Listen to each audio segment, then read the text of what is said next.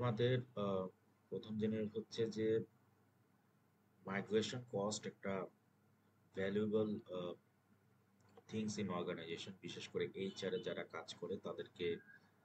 বিশেষ করে কোনো ফ্যাক্টরিতে দেখা যায় যে ওয়ার্কার এবং স্টাফ মাইগ্রেশন হয়ে থাকে, কিন্তু আমরা শুধু মাইগ্রেশন কত পার্সেন্ট মাইগ্রেশন হলো, কতজন লোক চলে গেল, কতজন এমপ্লয়ি অর্গানাইজেশন চলে গেল, কত পার্সেন্টেজ চলে গেল, এইগুলি আমরা হিসাব করে থাকি। কিন্তু একটা হাইডেন কস্ট আছে, সেটা আসলে আমরা অনেক সময় সেটা খেয়াল করি না, বা আমরা সেটা অনেক সময় গুরুত্ব দিই না। কিন্তু এটা অর্গানাইজেশন একটা ইম্পর্টেন্ট জিনিস, সেটা আমাদের সবসময় মাথায় রাখতে হবে। সেটা হলো মাইগ্রেশন কস্ট, মানে কতজন লোক আমার চলে গেল এটা, এবং সেটা আমার কতটা কস্ট কোম্পানি বেয়ার করলো, সেটা আমাদের আমাদের আহ, মনে রাখতে হবে। সো এখন আমি আসলে তৈরি করছি যে কিভাবে আমার মাইগ্রেশন কস্টটা বের করব। সো মাইগ্রেশন কস্ট বের করতে হলে আমার কতগুলো প্যারামিটার আগে ঠিক করে নিতে হবে। যেমন প্যারামিটার প্রথম নাম্বার হচ্ছে, আমার এই এক্সেলে দেখা যাচ্ছে প্রথম প্যারামিটার হলো এভারেজ মান্থলি স্যালারি ওয়ার্কার। আমাদের ওয়ার্কারের ওই মাসে, যেই মাসে আমার মাইগ্রেশন হয়েছে, তার ওই মাসের এভারেজ স্যালারি কত। এবং এই এভারেজ স্যালারি সবসময় ওয়ার্কারদের সিটিসির উপরে নির্ভর করে। সো যেই অ্যাভারেজটা হবে এটা ইনক্লুডিং সিটিসি। দ্বিতীয় হচ্ছে average monthly salary staff. So আমাদের স্টাফের অ্যাভারেজ মান্থলি স্যালারি কত ছিল উইথ দ্য সিটিসি সহকারে, সেটাও আমাদের গণনা করতে হবে। তারপর হচ্ছে নাম্বার অফ ওয়ার্কার মাইগ্রেট, ওই মাসে কতজন ওয়ার্কার হেড কাউন্ট মাইগ্রেশন হয়েছে সেটা আমাদের বের করতে হবে। এবং নাম্বার অফ স্টার মাইগ্রেট, ওই মাসে কতজন স্টার মাইগ্রেট হয়েছে সেটা আমাদের বের করতে হবে। আমাদের দেখা যায় একটা রিক্রুটমেন্ট কস্ট থাকে। এই রিক্রুটমেন্ট কস্ট আমরা বছরের থেকে সবসময় আহ, গণনা করে থাকি, এবং মান্থ ওয়াইজ রিক্রুটমেন্ট কস্ট আমরা বের করতে হবে। ওই মাসে আমার রিক্রুটমেন্ট কস্ট কত ছিল, এটা ওয়ার্কারের ক্ষেত্রেও করতে হবে এবং স্টাফদের ক্ষেত্রেও করতে হবে। ওই মাসে আমার ট্রেনিং কস্ট কত ছিল, সেটাও ওয়ার্কারদের ক্ষেত্রে কত টাকা ছিল এবং স্টাফদের কত টাকা ছিল, সেটাও আমাকে বের করতে হবে। তারপরে আমরা ওই মাসে যতজন লোক চলে গেল ওয়ার্কার, তাদেরকে কত টাকা আমি সেটেলমেন্ট দিয়েছি সেটা আমাকে বের করতে হবে। যেমন এখানে নোটে দেওয়া আছে leave encashment, gratuity, admin time, এবং তার যে পাওনাদার আছে কত টাকা আমরা ওয়ার্কারদের দিয়েছি এবং সাথে সাথে স্টাফদের দিয়েছি, সেটাও আমাদের বের করতে হবে। ওই মাসে যতজন ওয়ার্কার চলে গেছে, ওই ওয়ার্কারদের আমার কত ওভারটাইম করেছে সেটা আমাদের বের করতে হবে। এবং ওই সময় যতজন স্টাফ চলে গেছে, তাদের আমার কি করতে হবে, ওভারটাইম বের করতে হবে। যতজন ওয়ার্কার চলে গেছে, সেটার জন্য আমার প্রোডাকশনে কতটুকু কোয়ালিটি ড্যামেজ হয়েছে সেটা আমাদের ফাইন্যান্সিয়ালে ক্যালকুলেশন করতে হবে। যেমন যদি চলে যায়, ওই যতজন ওয়ার্কার চলে গেছে এবং তার পরিবর্তে আমরা যে রিপ্লেস করেছি, সেটার জন্য আমার প্রোডাক্টে কতটুকু ডিফেক্ট হয়েছে, রিওয়ার্ক হয়েছে, ওয়েস্টেজ হয়েছে, সেটাও আমাকে ক্যালকুলেশন করে বের করতে হবে। এবং সেটার জন্য কোনো স্টাফও যদি কোনো জড়িত থাকে যারা চলে গেছে, তাদেরও আমাদের এরর বা রিওয়ার্ক গুলো বের করতে হবে টাকায়। এবং আমি যখন কোনো নতুন প্রোডাক্টিভিটি এমপ্লয়ি রিক্রুট করি, ওই এমপ্লয়ি যে রিটেক করার পরে তার প্রোডাক্টিভিটি কত হয়েছে সেটাও আমাকে বের করতে হবে। তো আসুন আমরা প্রথম থেকে শুরু করি। ধরো একটা কোম্পানিতে যখন আমি কোনো ওয়ার্কার বা স্টাফ নিয়োগ দিই, ধরলাম তার এভারেজ স্যালারি হচ্ছে 15,000 টাকা। স্টাফদের এভারেজ স্যালারি ধরলাম 30,000 টাকা, সিটিসি সহ।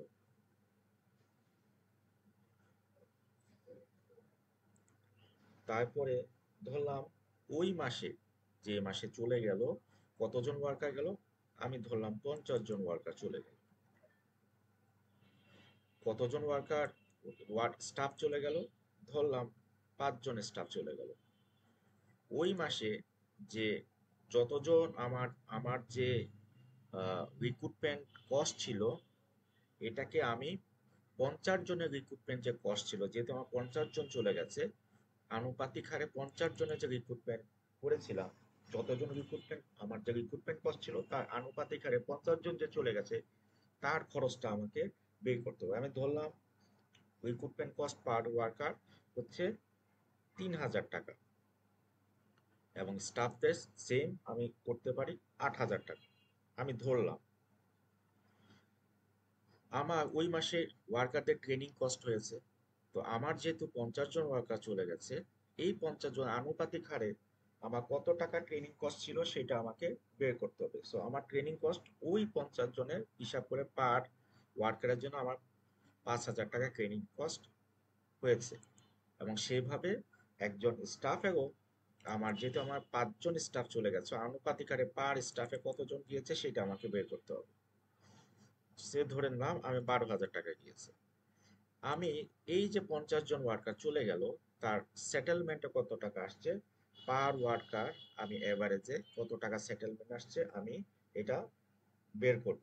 এভারেজে দেখা যাচ্ছে সেটেলমেন্ট খরচ হয়েছে সে ফর এক্সাম্পল পার ওয়ার্কারের জন্য 20,000 টাকা এবং স্টাফদের জন্য এভারেজে যেহেতু পার ওয়ার্ক স্টাফের সেটেলমেন্ট খরচ হয়েছে 45,000 টাকা।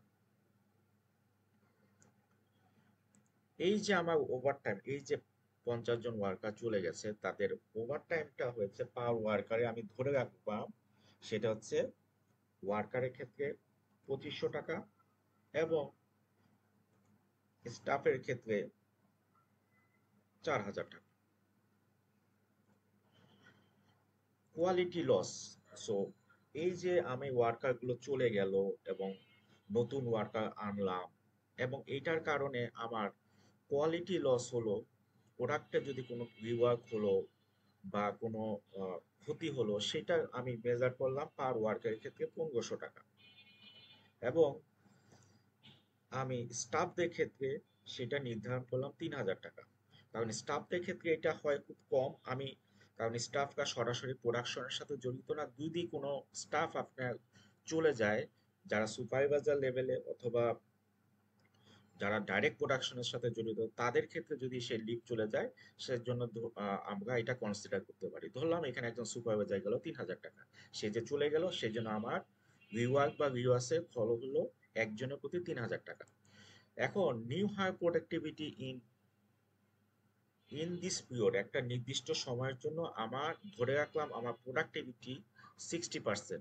আমি যদি ধরি 60%, কারণ হচ্ছে একটা ওয়ার্কার যখন চলে যায় নতুন একটা ওয়ার্কার আসার পরে সে কিন্তু প্রথমেই 100% এফিসিয়েন্সি বা প্রোডাক্টিভিটি দিতে পারে না, তখন আমাকে 0% থেকে শুরু করে 100% কাজ করে। এখন আমি যখন একটা লোক চলে গেল আবার তার রিপ্লেসে যখন আসলাম এবং বাকি যে সময়টুকু আমি অ্যাভারেজে ধরলাম সে 60% ইফিসিয়েন্সি তারা এফোর্ড করলো।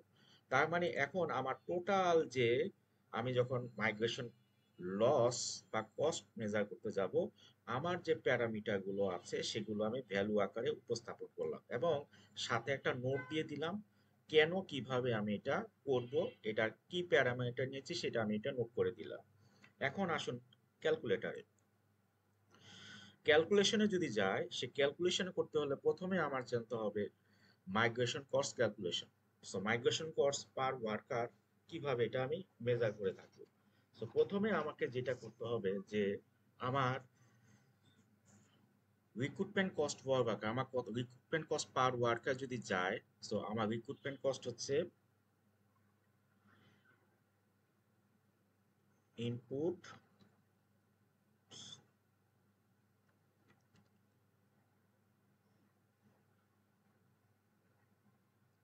P8 ইনটু কতজন ছিল,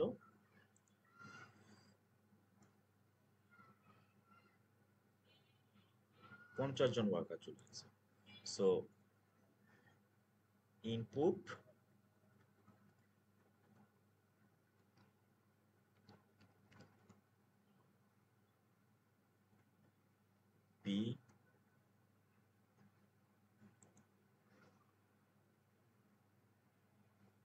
P6 ইনপুট P6। তার মানে আমার দেখা গেল যে আমার রিক্রুটমেন্ট বাবদ যেহেতু আমার 50 জন ওয়ার্কার চলে গেছে, সেই জন্য আমার রিক্রুটমেন্ট কস্ট পার ওয়ার্কার হিসাব করে এই টোটাল আসছে আমার, যেহেতু আমার 50 জন ওয়ার্কার, 50 জনের খরচ আসছে হচ্ছে 1,50,000। তাহলে আমি স্টাফও যাই, স্টাফে যদি যাই,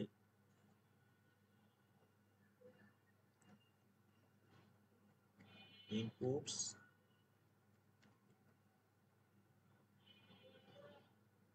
B9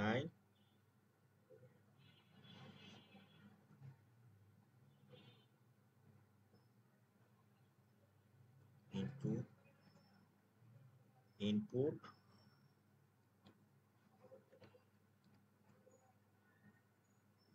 বি, স্টাফ হচ্ছে B7।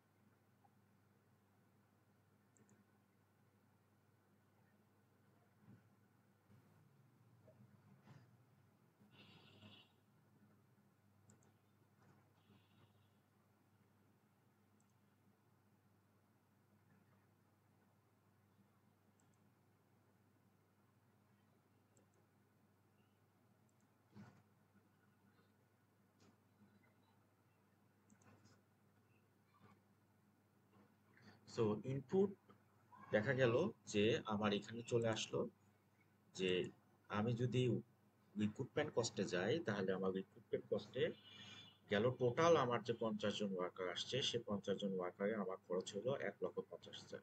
সেভাবে আমার খরচ হলো স্টাফদের। এইভাবে আসেন ট্রেনিং কস্ট। সো ট্রেনিং কস্টে কি আসবে? ইনপুট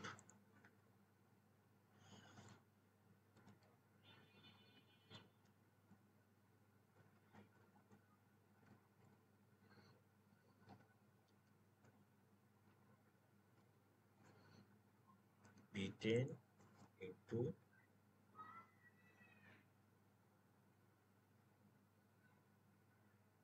ইনপুটস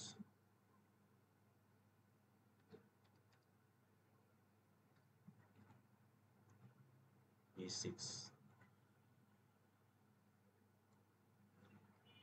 2,50,000 টাকা। আবার আমি যদি ট্রেনিং কস্টে যাই, input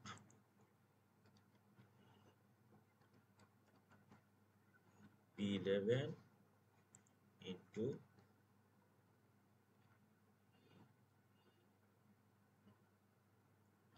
inputs B7।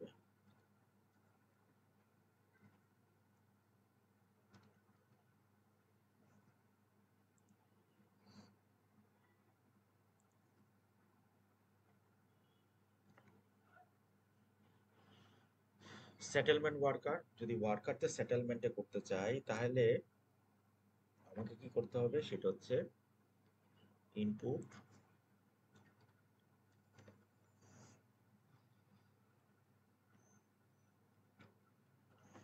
Into B11 B12 into inputs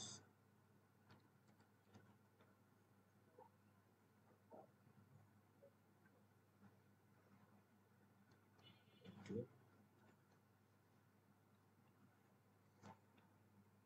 B6। ঠিক সেভাবে আমি স্টাফ দিয়ে ফেললাম, ইনপুটস B13 ইন্টু ইনপুটস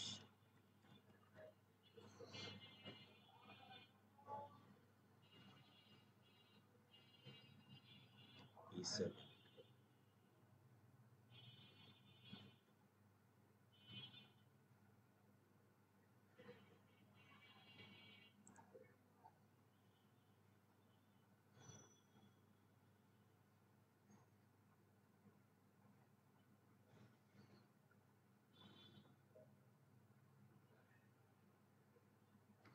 আচ্ছা, এখন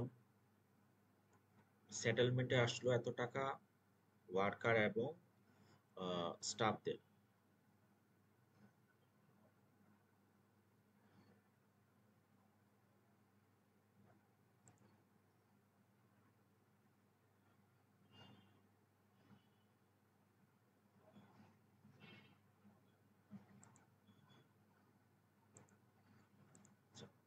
ওভার টাইমে আসে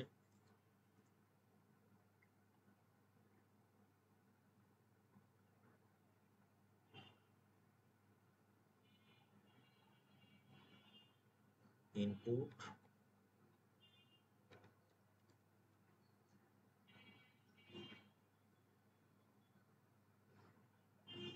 P14 into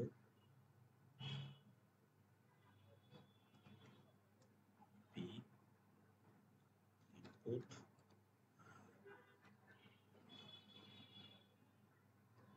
P6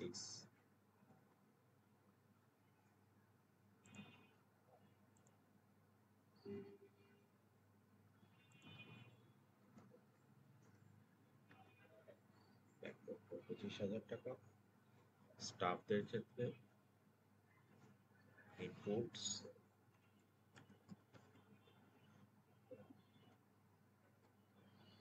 P15 into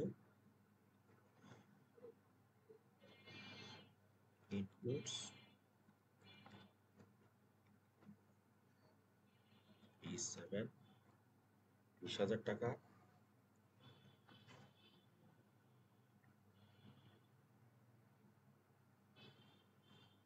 quality লসের ক্ষেত্রে ইনপুটস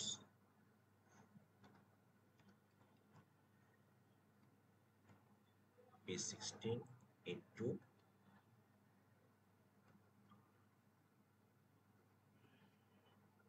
inputs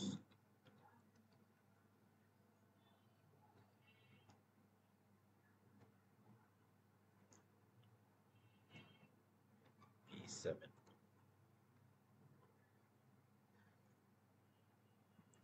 P6 হবে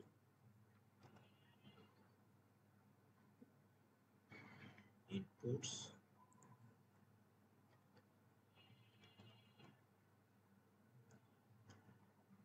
P17 into inputs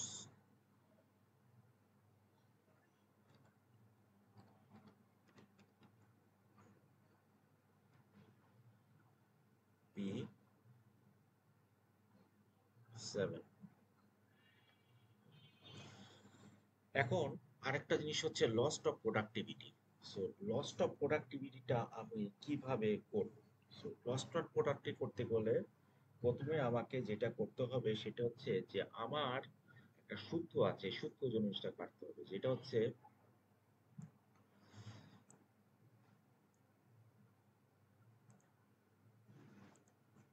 প্রথমে হচ্ছে যে সূত্রটা করব সেটা হচ্ছে, যেহেতু আমার ওয়ার্কারদের এভারেজ স্যালারি 15,000 টাকা,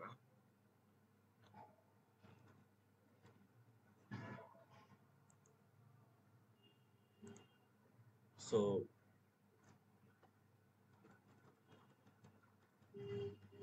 15,000 ইন্টু 1 ইন্টু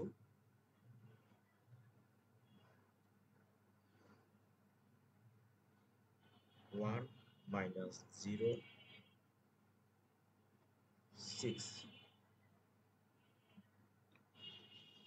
ইন্টু কতজন ওয়ার্কার? ওয়ার্কার হচ্ছে 50 জন।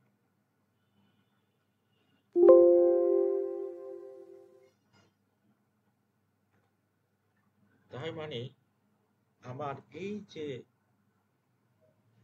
যতজন ওয়ার্কার চলে গেল, আমার যদি এভারেজ স্যালারি 15,000 হয় এবং সেটার কারণে আমার এক মাসের মধ্যে যে প্রোডাক্টিভিটি লস হয়েছে, সে প্রোডাক্টিভিটি লস হয়েছে যেহেতু আমার প্রোডাক্টিভিটি হচ্ছে 60%, আমার 40% যে লস হয়েছে সেটা 50 জন ওয়ার্কারের জন্য আমার প্রোডাক্টিভিটি লস হয়েছে 3 লাখ টাকা। সেম আমি যদি এটা স্টাফদের ক্ষেত্রে করতে চাই তাহলে এটা কিভাবে হবে? স্টাফদের ক্ষেত্রে যেটা হবে সেটা হচ্ছে 50,000 টাকা, যেহেতু তাদের average salary with CTC into আমার 1 মাসের প্রোডাক্টিভিটি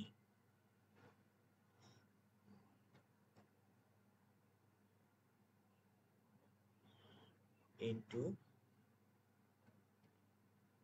1 - 0.60 ব্র্যাকেট ক্লোজ ইনটু কতজন? 5 জন স্টাফের জন্য। তার মানে আমার 1 লক্ষ টাকা চলে গেছে হচ্ছে স্টাফদের ক্ষেত্রে, ওয়ার্কারদের ক্ষেত্রে এবং স্টাফদের ক্ষেত্রে, এবং পটলগের জন্য আমার প্রোডাক্টিভিটি লস হয়েছে প্রায় 3 লক্ষ টাকা। এখন আমি যদি টোটাল কস্ট ওয়ার্কারদের করতে চাই তাহলে কিভাবে করব? সাম ওয়ার্কারের ক্ষেত্রে, তারপর হচ্ছে ট্রেনিং কস্ট পার ওয়ার্কার, শুধু ওয়ার্কারটা আমরা ধরবো, তারপর হচ্ছে সেটেলমেন্ট ধরবো, তারপরে ওভারটাইম ধরবো, প্লাস কোয়ালিটি লস ধরবো, প্লাস প্রোডাক্টিভিটি লস ওয়ার্কার করে আমি এটা ব্র্যাকেট দিয়ে দিলে চলে আসবে প্রায় 19 লক্ষ টাকা ওয়ার্কারদের কারণে আমার এখানে লস হয়ে গেল। আচ্ছা, এখন আসেন স্টাফ। তো স্টাফদের ক্ষেত্রে সাম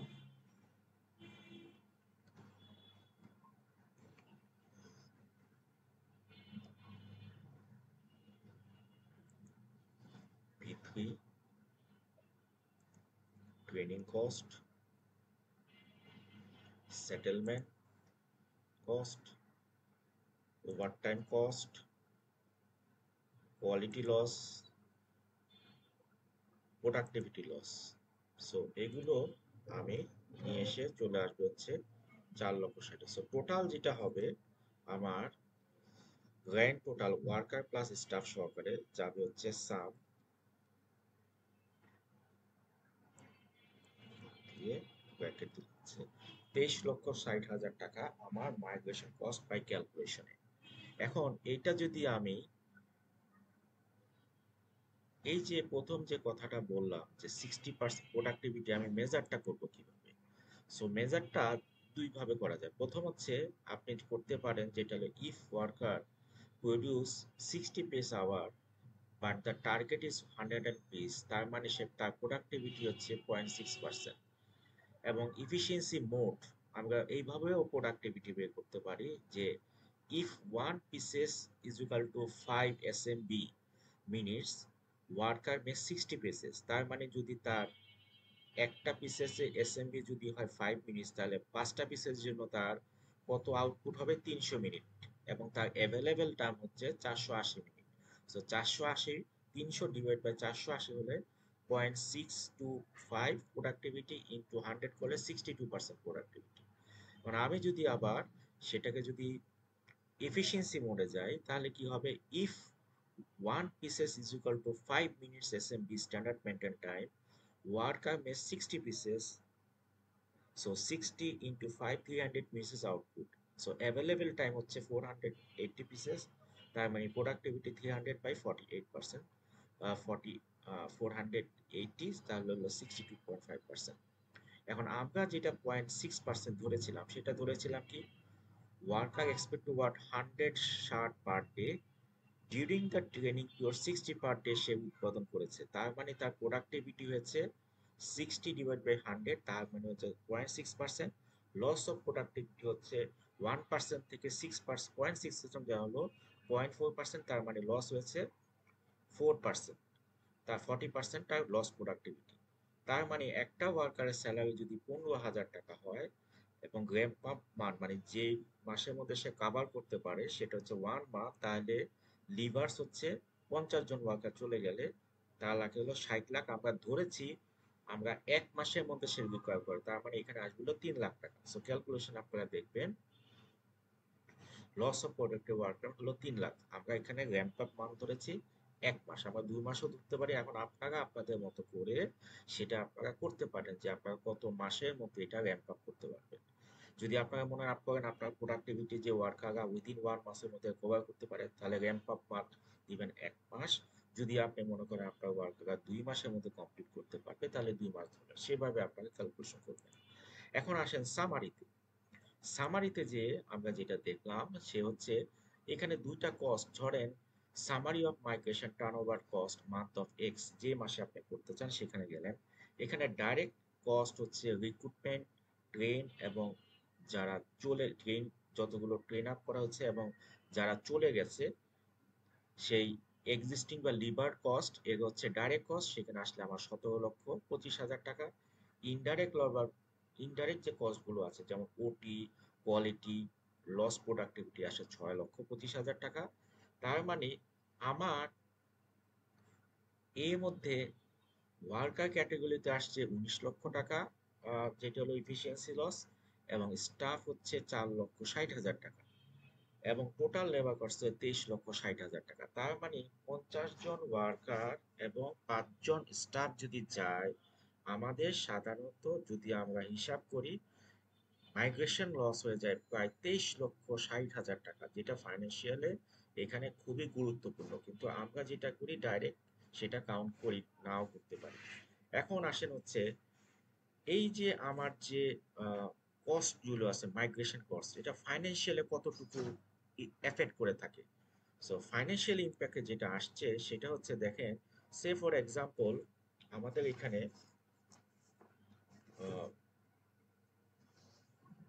রেভিনিউতে এবং বিফোর মাইগ্রেশন কস্ট এবং আফটার মাইগ্রেশন কস্টে কত টাকার মতো, এটা আমরা একটু মেজার করে দেখি।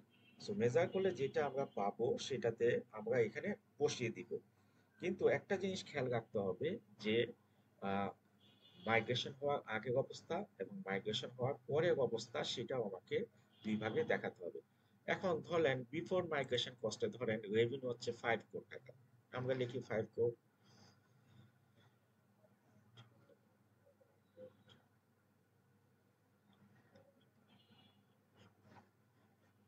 সেম আফটার মাইগ্রেশনে একই আমার আসলো।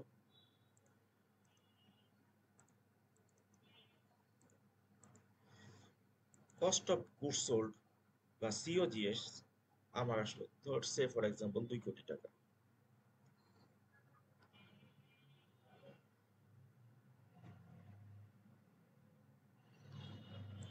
সেম আমার এখানে রাখলাম কস্ট অফ গুডস সোল্ড 2 কোটি টাকা।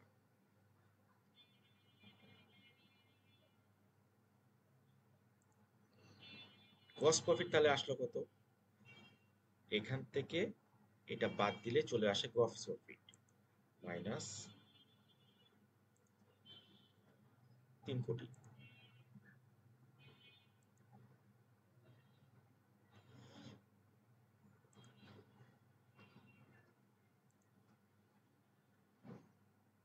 আচ্ছা, এখন যেখানে আসলো দেখা যাচ্ছে আপনার অপারেটিং এক্সপেন্স আছে। সো অপারেটিং এক্সপেন্সের ক্ষেত্রে আমি ধরলাম এখানে আসলো 50 লাখ টাকা।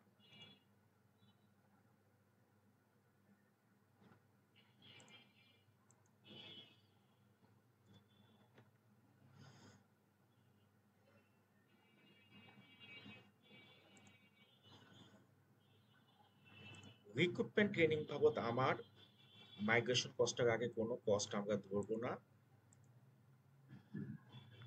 সেটেলমেন্টও আমরা ধরবো না, কারণ এটা আমরা বাজেটে রাখিনি।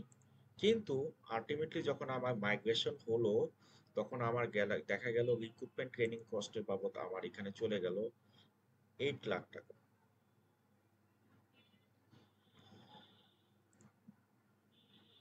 সেটেলমেন্ট বেনিফিট বাবদ গেল 4 লাখ টাকা।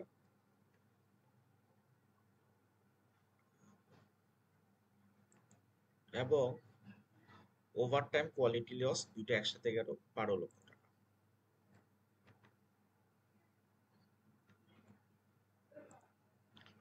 সো টোটাল অপারেটিং এক্সপেন্স হবে এখানে হচ্ছে জিরো, জিরো মানে 5 লাখ টাকা, সরি 50 লাখ টাকা,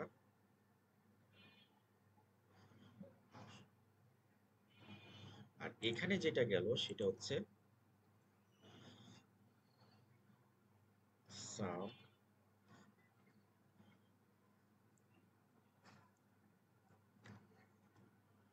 প্রায় 74 লক্ষ টাকা। এখন আমি যদি প্রফিট মার্জিন বের করতে চাই তাহলে কি হবে, আসবে হচ্ছে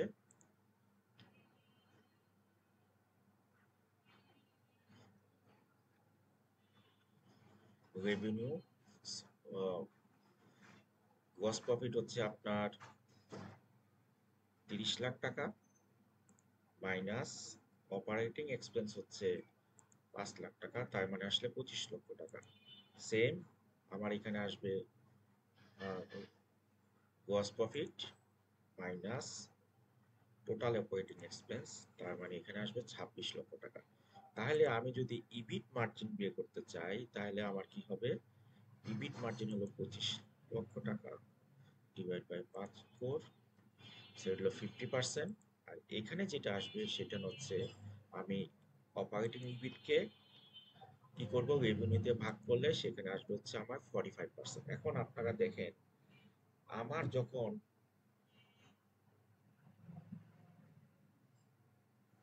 মাইগ্রেশন কস্ট আমি যখন ইনক্লুড করি নাই তখন আমার ইবিট মার্জিন ছিল 50%, যখন আমার মাইগ্রেশন কস্ট হয়েছে সেটা ইবিট মার্জিন কমে যে হয়েছে 45%, আমার 5% কমে গেছে। তার মানে আমার কোম্পানি এটা ইফিসিয়েন্সি ওয়েতে চলছে না, সেটা আমাকে মনে রাখতে হবে। তাহলে আপনারা সবাই দেখতে পারলেন যে কিভাবে একটা কোম্পানিতে ইনডাইরেক্ট ভাবে আমার এখানে এই যে মাইগ্রেশন হচ্ছে যে কস্ট সেটা এফেক্ট করে থাকে। সো আশা করি আপনারা যখন মাইগ্রেশন হবে সেটা সম্পূর্ণ অ্যাকর্ডিং টু ইউর বাজেট অনুযায়ী মাইগ্রেশন রাখবেন।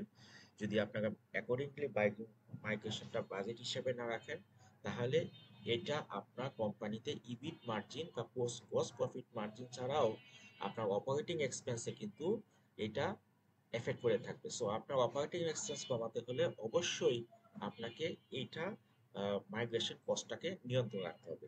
সো ধন্যবাদ সবাইকে, ভালো থাকবেন।